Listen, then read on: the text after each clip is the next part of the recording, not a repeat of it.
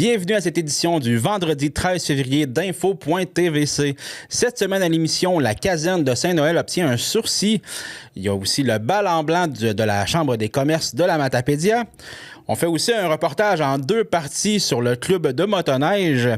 Aussi, on va voir l'agenda culturel de la semaine. Mais tout d'abord, vos actualités matapédiennes.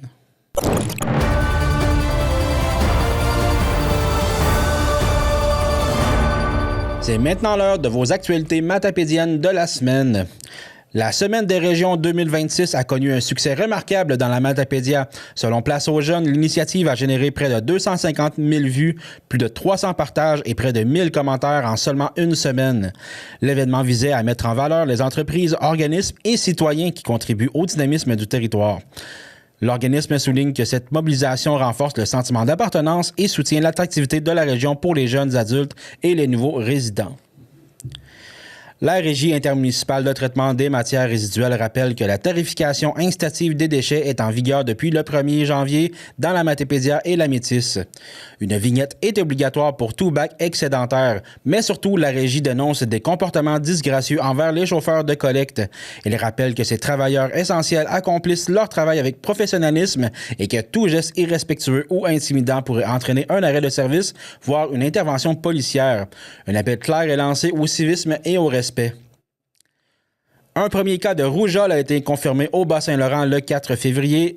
La personne aurait contacté la maladie lors d'un voyage à l'étranger et a fréquenté un lieu public dans le secteur du Bic le 22 janvier.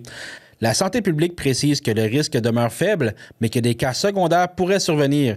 La vaccination est recommandée pour les personnes nées après 1970. Toute personne présentant des symptômes doit rester à la maison et contacter InfoSanté au 811. La Sûreté du Québec a émis plus de 260 constats d'infraction et avertissements lors d'une opération policière visant les motoneigistes à travers la province.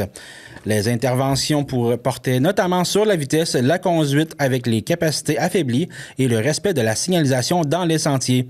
Cette opération s'inscrivait dans une démarche de prévention afin de réduire les comportements à risque. La SQ rappelle que la prudence et le respect des règles sont essentiels afin d'assurer la sécurité dans les sentiers cet hiver. La municipalité de Sébec demande que ces écoles soient rattachées à un autre centre de service scolaire.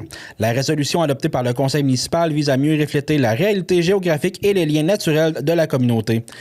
La municipalité estime qu'un tel changement favoriserait une meilleure cohérence administrative et organisationnelle pour les élèves et leurs familles. Le dossier devra maintenant être analysé par les autorités concernées.